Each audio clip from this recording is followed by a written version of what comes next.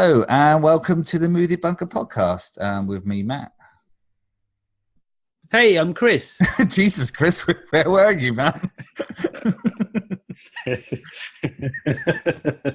that like one of the jump scares? It's like he's not there. He's not there. He's not there. He's there. I think we might have a slight delay. Right. Okay.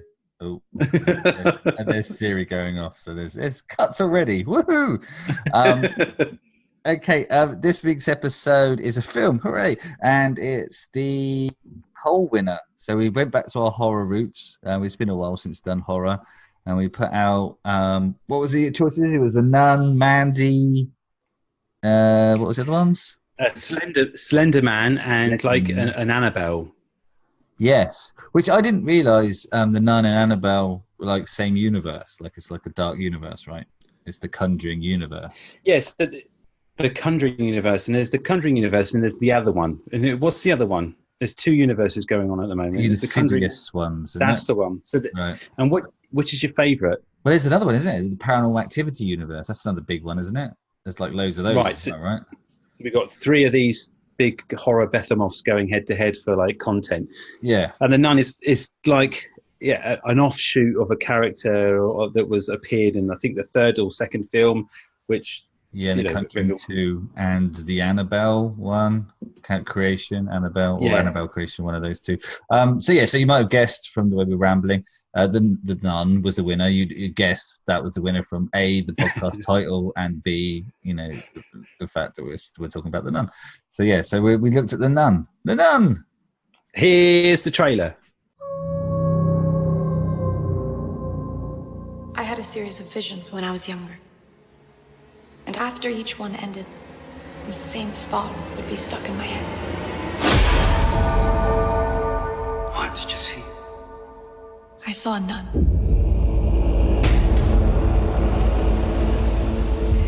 Word of my visions reached the church, and I was asked to accompany a priest to an abbey in Romania.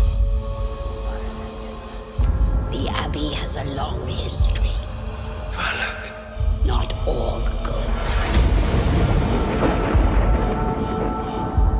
What? Finley, get down.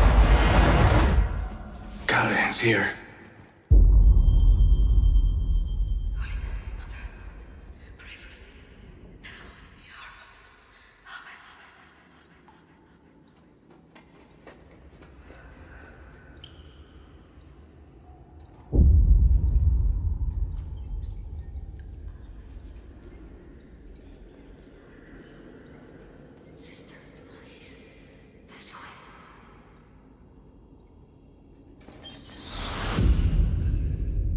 Hello?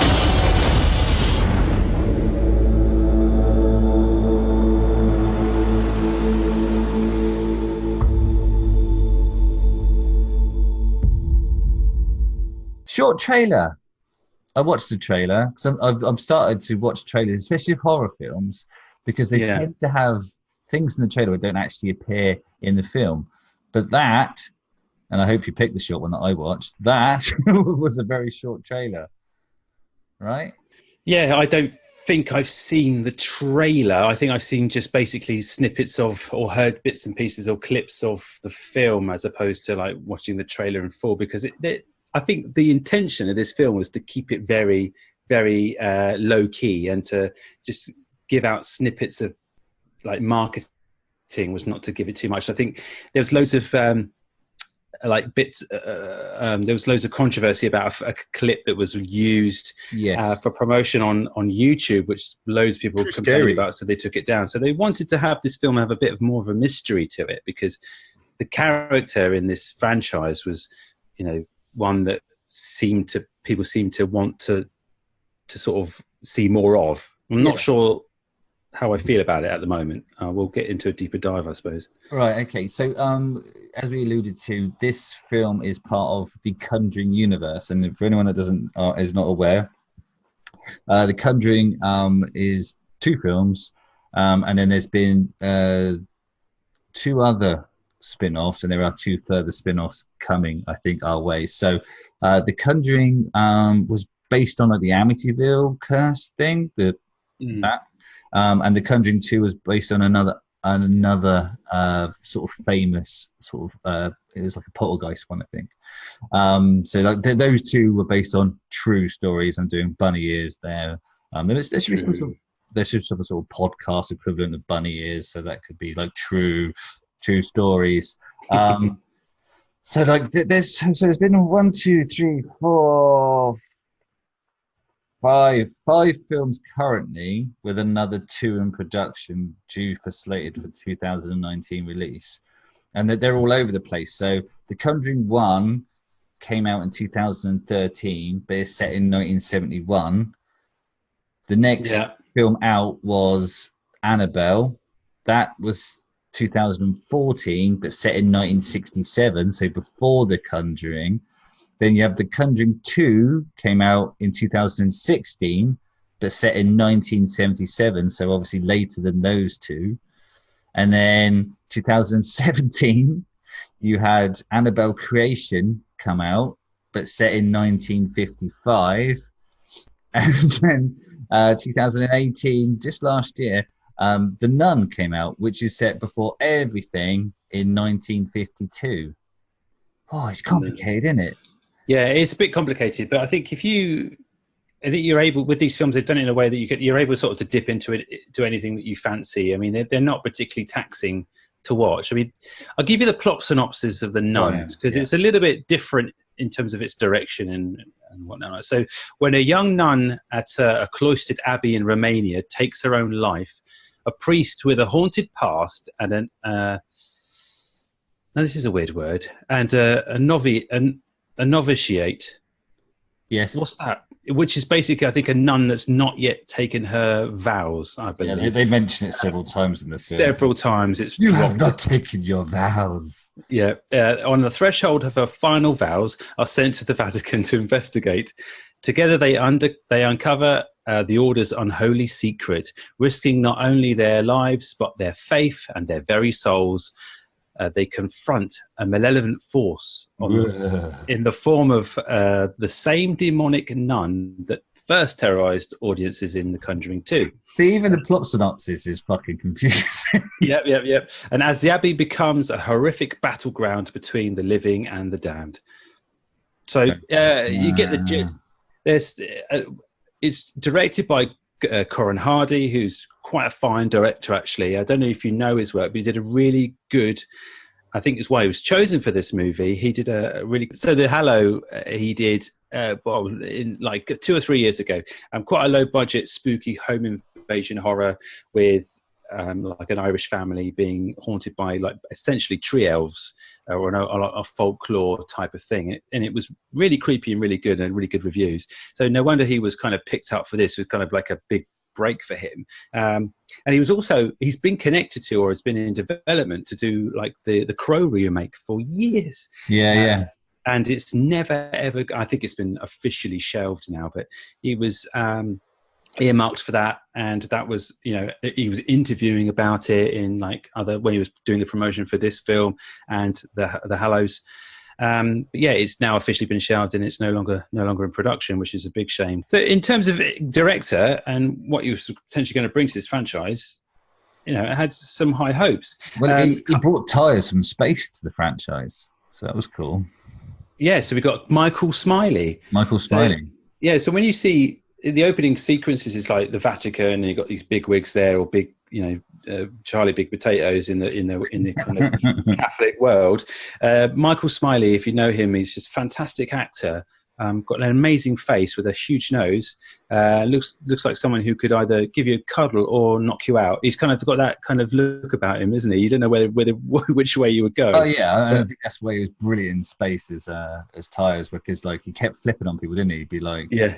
What you talking about? Where's my phone? It's like, oh, here it is. Oh, can I borrow a phone? He's like, of course you can. I saw him and I immediately jumped for joy. I was not literally, but I metaphorically jumped for joy, and I thought to myself, yes, okay, did you fine, if he's going to be with your jumping for joy? Did I what? Sorry, did you annoy a pensioner with your jumping? No, I was too busy drooling, so that would have done the same thing. But no, when I saw him, I thought, yes, okay, actually, this might be completely watchable. He's going to turn up in it at several points in the film. He fucking doesn't, which is a shame. You got Damien Bichir, who's Father Burke, and he's another sort of regular character in this franchise. Taser Farmiga, who's basically Sister Irene, who plays this young sister who's yet to take her vows. She's like a clone of, because like when you see it first of all and saw the trailers, I thought they'd just done some de-aging on Farmiga. I don't know. What do you mean? Because she looks so similar. Because they're sisters. To who? Oh, is she? Oh, I didn't know that. Does she have a sister? Yeah. So the Vera Farmiga, which you'll recognise from various films, she's always great. She did the original Conjuring, and like appears weirdly got quite high billing for this film. She appears like in like the flashbacks right at the start, and then at the end with the positioning thing at the end. Oh, her. Yes, yeah. She's in the casting here. So the main sister Irene is actually her younger sister. Right, I didn't know this. Katia Farmiga. And she was in American Horror Story and that kind of Fox or HBO series as well. And you got Bonnie Aarons, who plays the nun. She's got obviously the nun down to a T. Yeah, I mean that's a tough sell in it as an actor. It's like, right, you just got to pop up every now and again with really bad makeup on, and whatever you don't manage to pull off, we'll just CGI in for you. Yeah, but it's a fairly small cast. I mean, it's really weird that in terms of the billing of the cast, you get a kind of Patrick Wilson and Vera Farmiga, basically quite high up on the casting, although they're in the film right at the end just to connect the two together.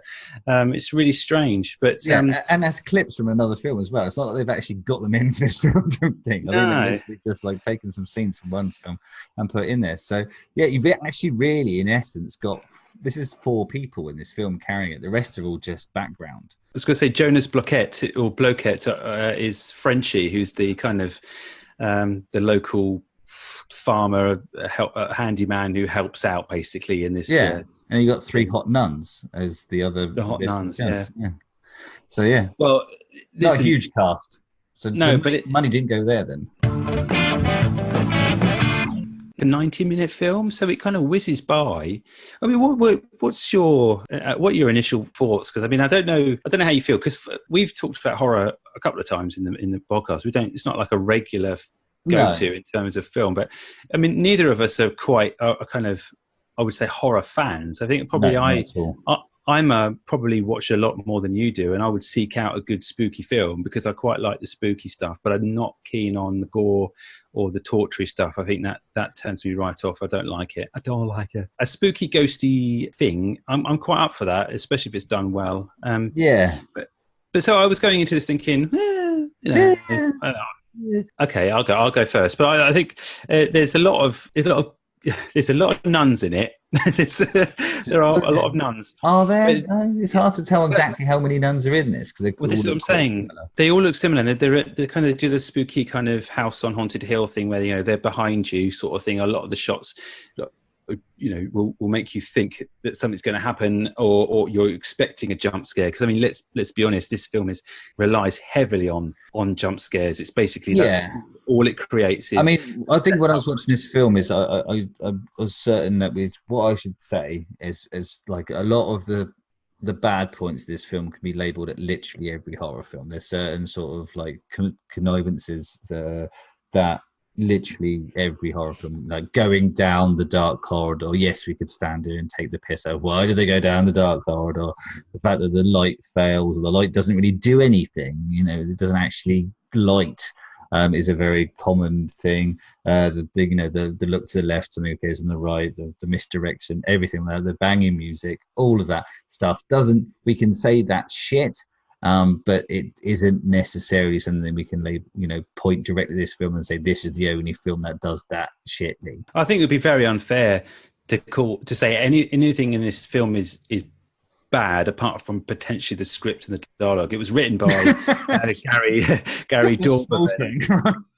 So the screenplay by Gary Doberman, and I'm not sure what he's done before, but it's very on the nose, and I think that's the only thing that's really bad with it, because the kind of the atmosphere that Warren Hardy creates and the settings and the paint palette that he's using, and the cinematography is perfectly fine, and it is spooky. I mean, it did spook me. I mean, there is something that is spooky at convents, and castles are inherently spooky. Nuns are quite spooky. So, you got those in there. It reminded me the initial sort of setup with the sort of guy going as delivery, as a sort of like shit version of the In the Name of the Rose. Do you ever watch that film? Yeah.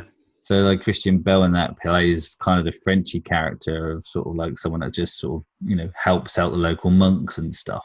And Frenchy is obviously that sort of guy in this thing. So it's kind of, it's got like a spooky setup. You're like, this is spooky, right? Nuns are spooky. Well, these nuns are spooky, but the kind of exposition that's delivered, and then I immediately, I always think of you when I'm doing stuff, but I thought of you when the Burke's looking at a book and explaining some plot out to us with pictures.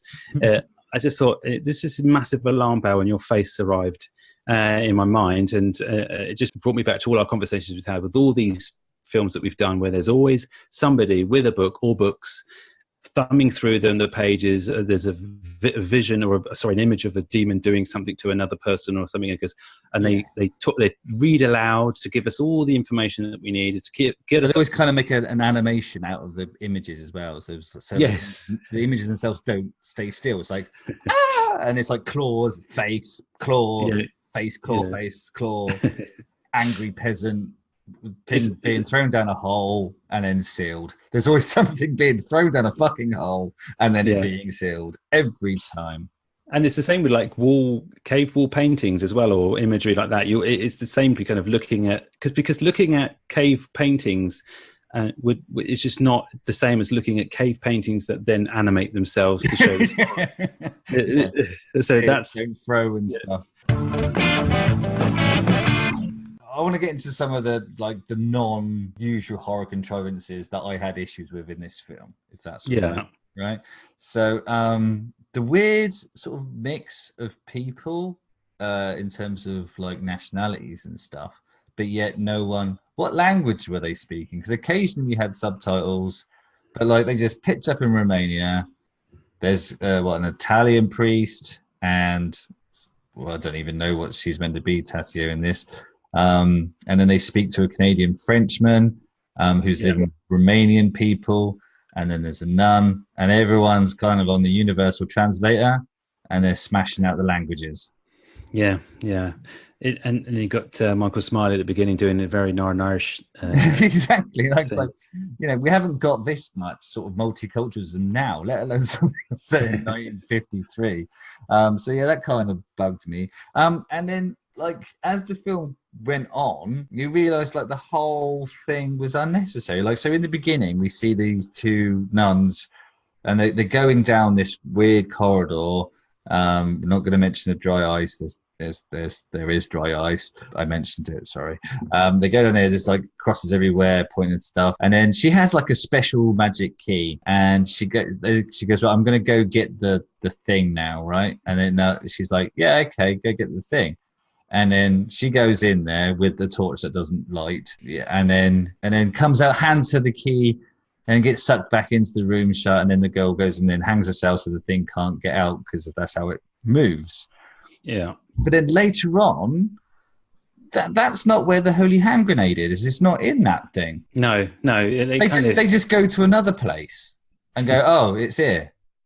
Open it up, holy hand grenade. And like, if they've got that, right? So apparently this fucking abbey has been haunted, or they've been there for, they mentioned a number of years. I don't know what it is. I'm going to say 20, but probably longer than that. They've been there over 20 years, praying constantly to keep the evil at bay, when all they needed to do was go and drop the holy hand grenade on the fucking thing.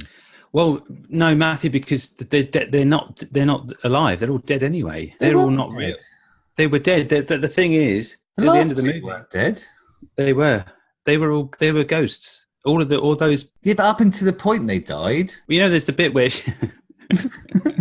Isn't there the bit where she's rescued by a nun, and she's the nuns that she's been talking to in the abbey, and then all of a sudden she realizes when the others could turn up to help her that they're all just dead anyway. They've been dead for years, and they don't exist. And that's where that's when she goes in to pray, and they've all been praying. They're not actually there. That's her not her imagination. That's fake. It's been created for her to get her to do what this. The original one that hung itself, she was alive. She must have been alive in order to hang herself. And then the other one, and then obviously before all the nuns died, there were nuns. Right? So the nuns at any point could have gone, right, let's do, this is getting bad now. Let's go get the blood of Christ holy hand grenade and then chuck it on the hole and we'll be all right. So that this holy hand grenade is basically the blood of Christ. The blood of Christ. The blood of Christ compels you, basically. If you use the blood of Christ, it will seal the hole back in. Because we had the exposition of how they sealed the hole and drove the first time. The first time. They used like a teeny weeny drop. It's like a little drop. And then it sealed over. But then there were bombs during the Second World War, First World War, Second World War. So there we go. So we know at least this is 1950. What did I say it was? Set in, it's 1950, 52. So it's been at least 7 years. It's been 7 years of horror for these nuns. At any point, they could have stopped it. At any point. Yeah, no, that's a big plot hole. I hadn't thought of that. But, I mean, hopefully some of the listeners to the podcast may have watched the film. But for those who didn't come prepared. Oh, spoiler alert. Spoiler alert, yeah. The basic, just we touched on a couple of important kind of bits of plot there. Sorry. Yeah, no, it's all right. But there's a hole, essentially, that this demon nun escapes out of and does bad things. And then in order to get it back in the hole, the MacGuffin is that you need the holy. There's a little, as you say, like a little vial of Jesus's. But it looks like a Christmas ball, like a really cool Christmas ball. Yeah, but with blood in it. And you would think actually, whenever they. But my problem with that is like so you've got this incredibly precious demon busting shit, right? Not shit, blood of Christ. Go, ooh, what should we put it in? It's like, oh, I've got this like metal thing. It's like, no, fuck that. What's that over there? It's like, it's glass. That's like a Christmas bauble. We can't use that. It's incredibly fragile. It's like, no. But it looks cool. Put it in that. These decisions are made, aren't they, by just idiots? And it's the whole. I guess all the tropes are there. Bed linen hanging from coat hangers or whatever, clotheslines, and you're fighting through it to find a giggling child that's running away from you. Yeah. So that was my sort of second issue with this particular film. Right. So the priest has his own like a horrendous backstory. So he's dog barking. He's like the Vatican. He's the Vatican go-to guy if someone needs like an exorcism or there's some paranormal shit going down. They send in Father Burke, who throws down with the demons and gets on. But his problem and the thing he's tortured with is the fact that a child that he performed an exorcism on died. So, died. And he came up with a line going, perhaps I was too eager with my determination, right? And I'm like, the fucking kid was thrashing around, speaking in tongues with demon face. Yeah. I think it was a slam dunk, right? It's not like maybe he just had, strep throat or something. No, the fucking little shit was possessed. No, he was in the right thing. There was no waiting for that. Then he was definitely in the right place at the right time. He's like, oh, was I too quick to, start the old exorcism malarkey? Maybe it could have just been, hangry. Yeah. Maybe someone had just taken away his iPad. I don't know, because these the sort of things that the kids freak out about. A snake comes out of his mouth at one point. Yeah, so it's like, I think it's probably possessed. There's a fucking snake coming out of the kid's mouth. Maybe a bit soon. No, okay. Well, all that exposition and background stuff is all faff and nonsense in it, really. But it's just to chase a small child around some sheets is what it is. Yeah, I mean, that's a hard sell these days with priests. I mean, if you see a priest chasing a small child around some bed sheets, what you probably should do is intervene because, even if they say, is a little ghost child and trying to exorcise his demons. You're like, hold on, let's have a chat with the child and make sure that we're okay here. But the thing is, Matthew, as well, he knows that child is dead, and yet this child is appearing to him in a different place, and he must know in himself that by chasing it isn't going to end well, and he's not stupid, so he's thinking, right, I know this is not somebody playing a trick on me because of where we are and what's happened, in the few days leading up to this point. Because it's all going to shit. Yeah. And you just think to yourself, right, what I'll probably do is collect my thoughts and Sister Irene, and we'll go outside. We'll make some phone calls. Or send a telegram to the Vatican and just say, look, this is we need a little bit more help. You send in the big guns.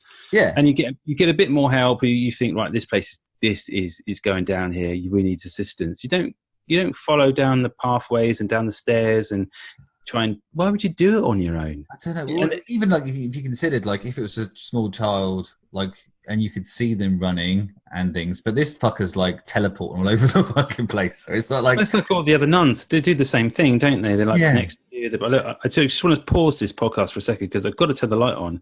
It's because it's got dark and I'm getting a little bit scared.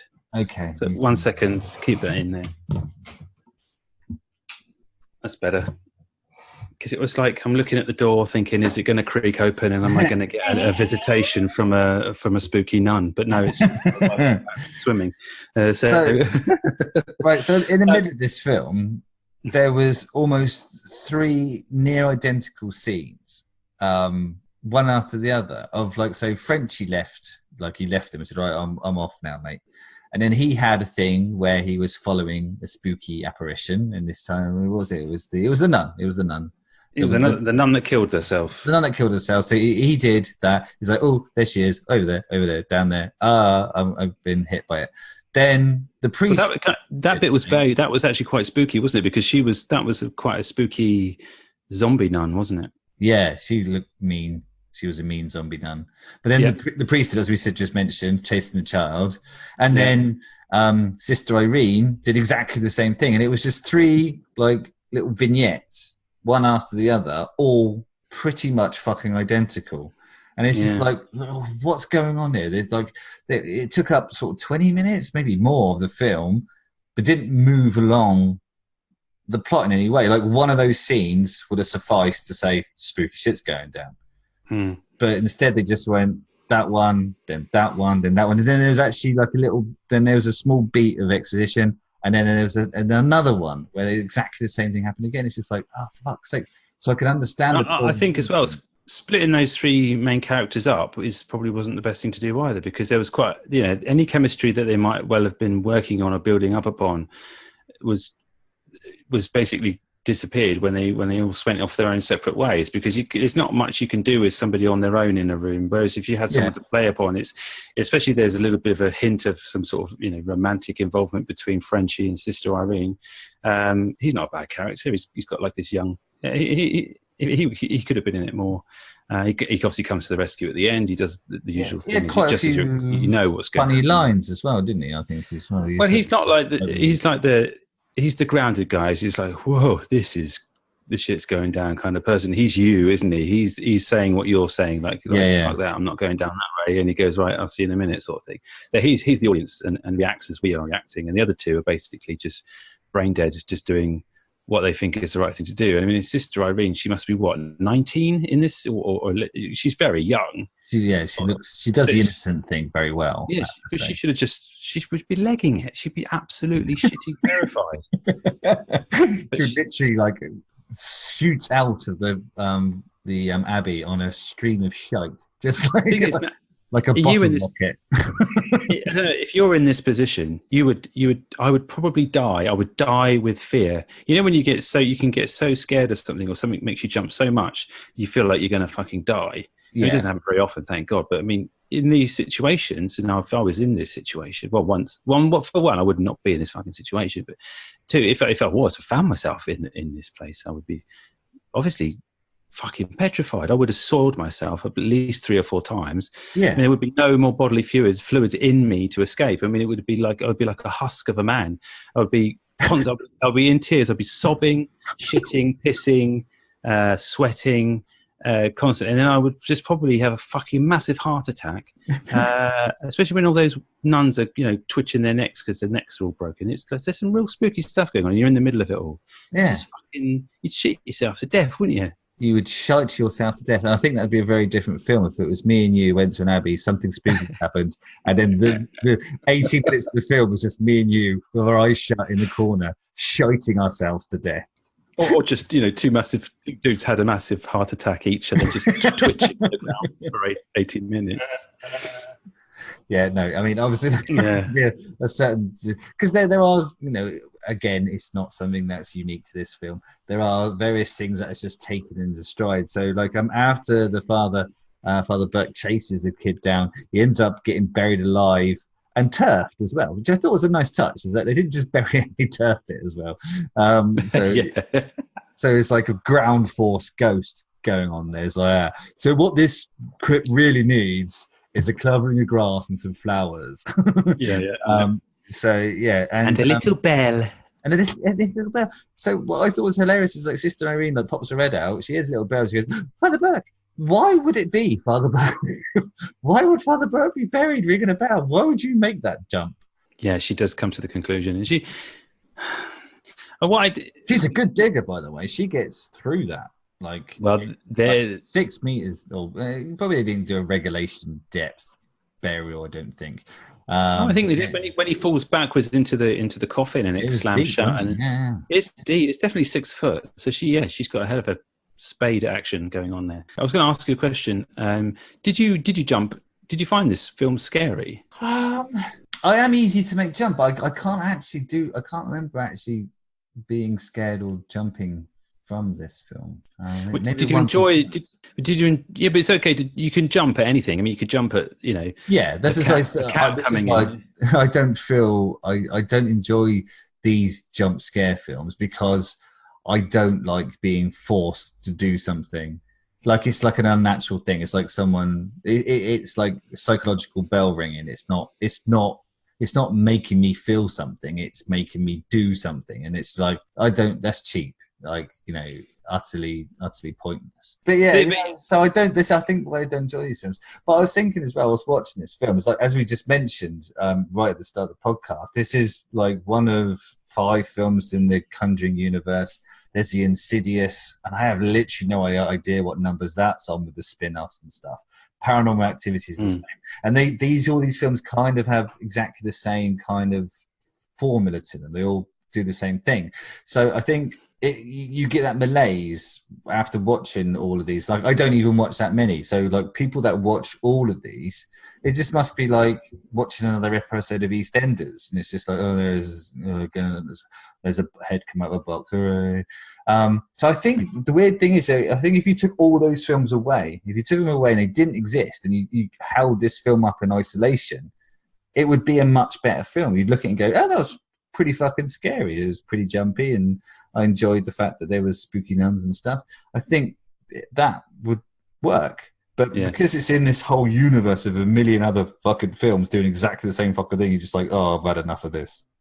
But the thing is, well, the character, the nun, she has got a name, but I can't remember what it was. But Marilyn Manson. Yeah, she's got a fairly small part in this other movie that she's been in, and so sometimes I think it's nice to have a bit of mystery, and we always need to know the backstory, and I guess she can carry a standalone movie, because she's incredibly scary, and the stuff that she's in before is, I found, that's probably why we need this standalone film. Don't know. It made $360 million from a $22 million budget, and this isn't isolated. All of these films make this sort of money. So this is nowhere near the last film we've seen. They're making huge amounts of money off these films, like massive, massive amounts of money with very little outlay.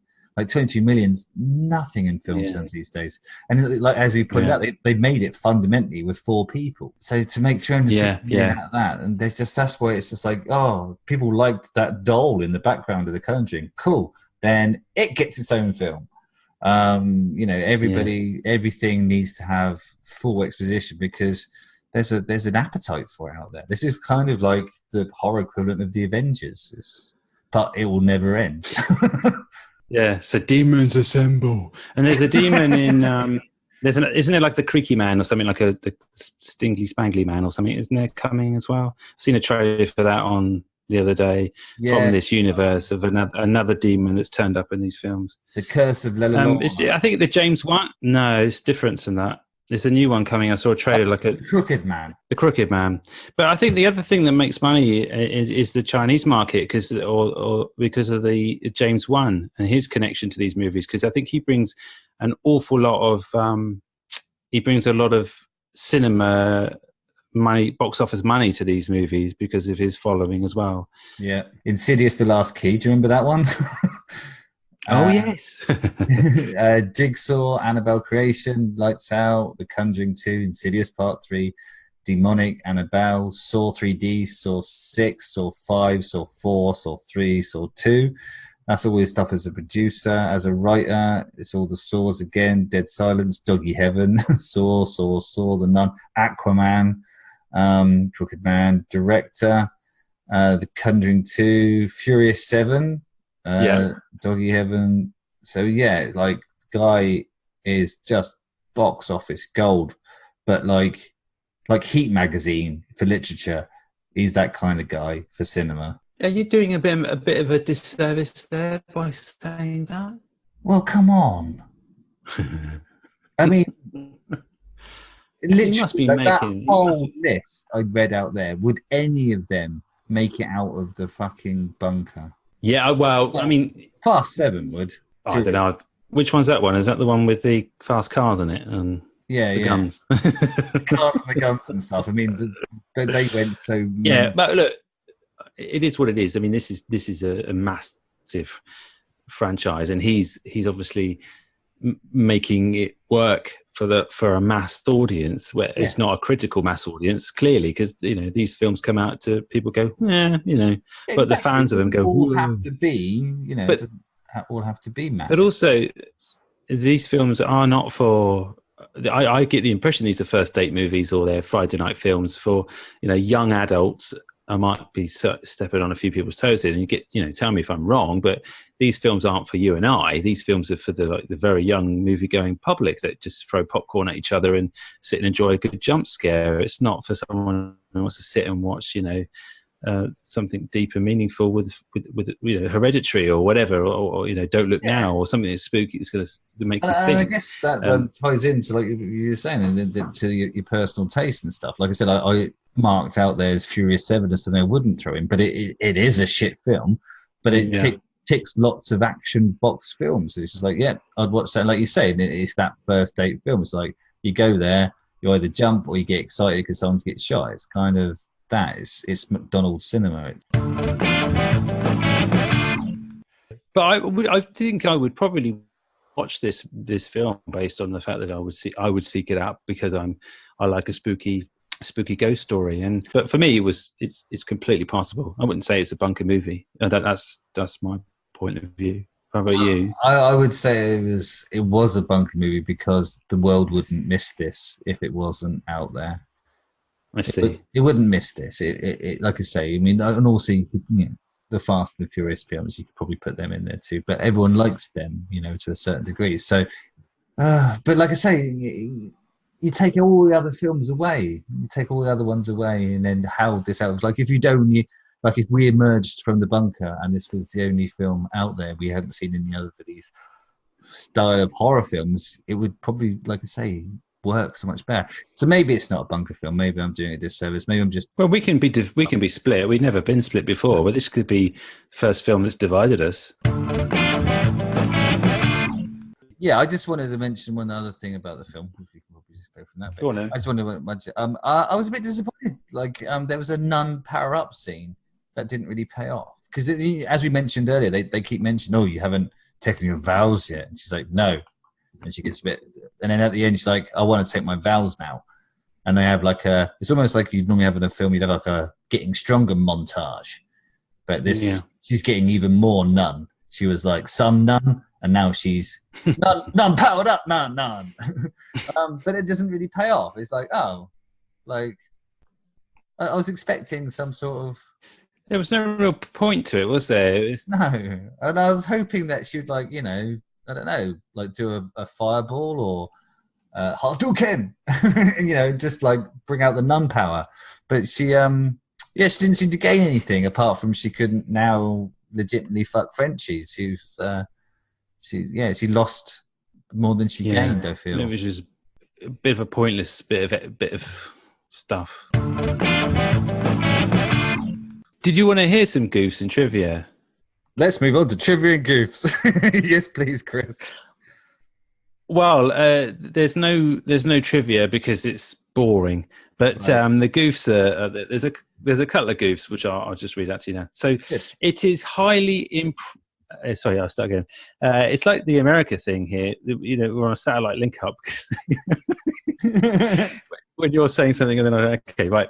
It is highly improbable that Sister Irene, with such a slim and petite figure, could dig Father Burke out of the grave so easily. Yeah. Is that a goof? Is that a goof? The fact that she's a good digger? I just think it's the fact that they're saying it's improbable.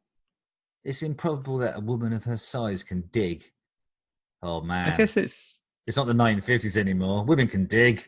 Yeah, I think it's a bit of an old-fashioned goof, isn't it? In the movie, the convent is bombed by German planes, and actually the planes should be Russian, British, or American, as in World War II, Romania was on the Axis side. Ooh. After the monarchy was overthrown by a fascist government in 1939, Romania joined the Nazis after invasion of the Soviet Union and kept fighting until its occupation by the Soviet army in 1944. That's a fairly big gaff. Sorry. Sister Irene has clear fingernail polish on throughout the film, and a novice nun would not wear this, as it would be viewed as being a vanity. Yeah, that's a good point. I did actually make my notes. I put lipstick nuns because all of the nuns, all the dead nuns and the living nuns, were all quite heavily made up. Yeah. I've got one more for you. This is the final goof for you. So when Father Burke and Sister Irene retreat to the residential building, it is lit up and is playing the radio. Yet there seems to be no electricity anywhere in the convent castle, as they use only candles and oil lamps for lighting. So where did the electricity come from, Matthew? And the weird red light that's always on in the background for some bizarre reason. Did you notice the red light? There's a red light on. No, it's Roxanne. Roxanne! You don't have to put on a red light, Roxanne. You don't. It's the nun. Who would want to fuck that nun? Whoa. Lads. So anyway, is it review time? It is review time, yeah. So I've got a cracking 10 out of 10 here. Well, it's not cracking, but it is a 10 out of 10 review. So I thought it was quite interesting, actually, and it's probably it mirrors our kind of our debate about the jump scares and whether or not this is that I was reading quite a lot of the reviews, and the sort of non-mental ones were kind of all pointing to the same thing, saying there's loads of jump scares in this movie, which I love, and then all the 1 out of 10's going, this film was just full of fucking jump scares. I fucking hate it. But yeah, it was very much, you can cut a line straight down that. It's just like people that like that, people that don't like that. And then but you can tell the ones that enjoyed it because the grammar and the spelling in the review that's considerably poorer than those who are giving it 1s and 2s and things. Yeah. This is one that just popped out at me. Hopefully you've not got it either. It's by Piano Art 18290, and it's what a horror movie should be. And I'll do this in the normal. I'm going to go old school and do the geeky voice because I missed that guy. You missed him. This movie had the best scare element. The movie had that dark element that made the hair stand on the back of your neck. The movie, for the most part, took place in an abbey, and just watching some of the killings and the dark story made me terrified. The movie had many pop-out scenes, which made the movie 10 times more horrifying because they were planned just right and you never knew when it was going to happen. If someone were to ask me, what is the scariest Conjuring movie? I would reply, The Nun. It would be, yeah, well, there you go. So you go, and people are often firing that question at me. I walk down the street. Hey, Matt, what? What's the scariest Conjuring movie? I go, The Nun! And then I crack on with my day. Well, what have you got? Did you find one? I got a couple, but they were quite short. I actually did pick that one as well, so that was good. So that was the same. I got one that's just by, and I've managed to draw over the person's name. Karin Bohusin? Karin Bohusin. Karin Bohusin. 10 out of 10. Yes! Is just the title. I too will go back to the geek roots. Oh, please do. Maybe Moz Geek. I think Moz Geek. Oh, my favourite character. Loved it.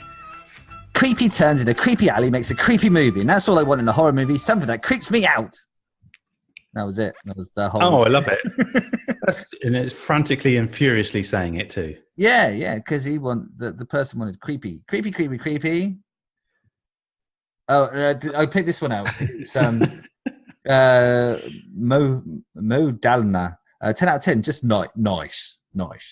I picked this one out because it had the red warning spoilers mark on it. I'm like, oh, yeah. What could be spoilers? So, and this is the full review. I'm not pissing about here. Very good movie. I like the nuns in the movie, and I give it 10 of the best horror movie in The Conjuring. So it's the fact there's nuns in it. The spoiler. I mean, what the fuck? Where's the spoiler? I'm sorry, but that is spoilerific. I mean, you'd have to sign some sort of thing to sort of. And they might be sued by the production company about that one. Yeah, I mean, there's 3 in a row that all clamp spoilers. Scary and entertainment, as you pointed out. Maybe the film is for fans of horror film. From the first second to the last, have tense and really interesting, scary scenes. The scenery in, and this is the strangest spelling of Transylvania I've ever seen. Tranquilvana is a myth and fantastic. 10 to 10. 10 to 10. Oh God, they did film a lot of it in Transylvania, didn't they, as well? But Romania, Transylvania is obviously a region, but that was spoilers. Oh, fucking hell! Sorry. Memory is RAM. Ha! Yeah, but that apparently had spoilers in it as well. Maybe they just meant warning, spoils English language. Yeah, much more accurate. Avoid at all costs. But yeah, so there you go. There's the reviews. So that's the Nun done and dusted. I think that's done and dusted. Yes. So you think it's out of the bunker? You think it's fine? It's got its place in the world. It's not going to win an Oscar, but it's not offending your eyeballs and ears and sensibilities. No, it's fine. It's absolutely fine. It's well shot. I feel sorry for the director. I think he's had a bad time with the writing on this one. I think he did a good job with what he's done. I think the plot's the worst part of this film, unfortunately. The acting's quite good, to be fair. There's no sort of obvious like, oh, that was a stinker. Even from like the Romanian barkeep upwards, there's they are committed to the role. Yes. Anything with Michael Smiley in it's got to be. Yeah, you're right. So anything. So like he's a bit part in this, so he doesn't even get like. He's the new Rock. He's the new Rock. You can't ruin a film with him in it. Yeah. So maybe it's out. Maybe I'm just overly over these films. I think basically, if you want to get it back into the bunker, you need to find a holy hand grenade with or you spit blood on this bad boy onto your PC. And that was weird as well, isn't it? Right. So like she takes the blood of Christ into her mouth and then. Yeah. Real childish way of finishing things, right? And it's really obvious how that's going to play out as well, because she just has that real smug look on her face as she's being strangulated by the nun, and then all of a sudden goes, "Hey," and as you say, spits in her face. But what's obvious is that she's like an evil, vindictive piece of shit, then, really, isn't it? Because if she just dropped it in the water as she got it out of the thing, then it would have spin cycle and done. But no, she wanted to stare the poor old nun in the face, and then spit into her face, melting her face off. Are you going to be able to look into the mirror when you're brushing your teeth tonight? Not think of me, but think of the nun coming behind you behind the shower. What I like to do after watching these films is stand in front of my bathroom cabinet, open and shut it a lot. Nothing's behind me, nothing behind me, nothing behind me, nothing behind me. A lot of horror films are doing it differently nowadays. They do that obvious setup, but then it's not where you expect it to be, so they'll turn around and it will be in the corner or it'll be to the side. And this did that as well. And at one point, you thought the nun was going to be, there's a nun behind and she turns her head, it turns around, but something comes from the side which makes you jump instead. Yeah, I think that's. I quite like that. It's quite a misdirection's quite popular now in this sort of horror thing. Yeah, this does. It's not too bad. It handles its jump scares all right. The Insidious one we did, The Last Key, that was the worst one with the fucking suitcases. Yeah, I do remember that bit. But all I can think of in the Key is the demon with no lips that can shush. Not possible, is it? It's not. We know. You can't do it. So what film? What movie are we going to do next? Are we going to try and do something that's off the list, or should we do Jupiter Ascending or something like that? I fancy doing that. Well, we've got 2 weeks, so I mean, the films are coming thick and fast now from our list. So I'd say maybe we look at Jupiter Ascending, and failing anything else from our list actually surfacing up. We could do that. It's weird. I was just reading about Jupiter Ascending actually, because someone was referring to it whilst getting excited about the upcoming Dune remake. Because obviously Jupiter Ascending was like a big series of books that they wanted to sort of make a franchise out of, but never did because the first one was so shite. And Dune, the first one, was obviously meant to have been. But yeah, we got the Dune with everybody in it that you've ever known ever. The remake. Yeah, coming up soon, which Hans Zimmer's doing the sound for, so at least that'll be fucking awesome. Oh, well, if anything, he was made to do any bloody movie sound score, it'd be the bloody Dune, wouldn't it? Bloody Dune, isn't it? So yes, that's it from there. Sorry, that's a nasty habit to get into, Chris. I know. God, that's hang on a minute. I have to say, apart from that, just then we did well not doing any nun puns the whole way. We did none whatsoever. Oh, now they're all coming. Oh dear. Right. I'm trying to think of another one. It's like that Office sketch with Ricky Gervais. Yeah. No, that's it, innit? Okay, well. So, yeah, we'll no, I don't have it. It's hard to make a pun out of vegetable or rosemary bead. Habit. Have you done that one? We've done habit. Yeah, that's literally it, mate. Don't worry about it. Okay, so next episode, we'll do another film or have an interview. Not sure, whatever comes first. And then in the meantime, why don't you just download all the back catalogue again and listen to it all on the train or on your bike riding to work, or if you're mowing the lawn or doing the housework, hoovering maybe, or just dusting or whatever, or just sat like I do. I sit or lay on the sofa, just lay, and I listen to whatever's going on. Just stay there. I stay there for as long as I can before all hell breaks loose. I do it driving. Driving's my one. I like a good drive. Yeah, I mean, it's driving. Podcasts and this podcast especially, I think it's better on repeat listening. I don't know. Each so one gets better. You can listen to them over and over again. And the little things that Matthew said, I didn't catch that last time, or Chris said something funny there. That was really good. I don't remember that the first time around. And you might even write notes down and stuff like that for when you're watching the movies to sort of say, oh yeah, I remember what Chris said, you can't shush if you've got lips. It's so funny. But yeah, tell your friends if you like this podcast, because obviously we do it for no money. It's not, we haven't got any sponsors at the moment. So, we do it for love and just because we love it. So tell your friends, tell your family if you really enjoy independent podcasts. It's really important that you spread the word and like us on our social media channels and get involved with the chat and bits and pieces like that. So yeah, try and break in a podcast version with us. It'd be nice. It's a hard one to get people to do if they've never done it before, but once they've done it, they never go back to radio. That's true. And also write a review. If you're a regular listener, you still haven't written a review, please do so, because we do like reading them out when they come through.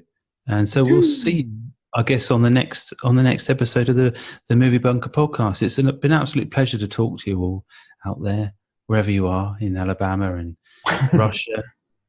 Where else are we getting these downloads Middle East. from? We're getting Middle East now as well. Middle East. Yeah. What was it was the Ukraine, wasn't it? We had as well, which Ukraine. Yeah. South Africa always surprises me when I see the stats. But Alabama is a really popular state in America that's downloading our podcast, and I want to know why. We've made this plea many times, Chris. They're not going to talk to us. We've done something to them. We don't know what it is. They listen to us, but they don't talk to us. No, well, get on. I think this is my final plea to Alabama. Okay, Alabama, get in touch. So, yeah, anything else, Matthew, you want to say? I'm good. Yeah, I've listened to your pleadings and I've taken them on board, and I promise, like the podcast, and I will write a review and maybe give it 4 stars. 5, I think, is the least you can do. 5, yeah, it's like you can't do any less than that, right? It looks like it's now the stars, but actually 5 is the only number that works. Yeah, it's always 5 stars, unless you're a prick and you give us 1. I mean, what's the point in that? Yes. Well, see you next time with the bunker then, Matt. Bye-bye. Cheerio.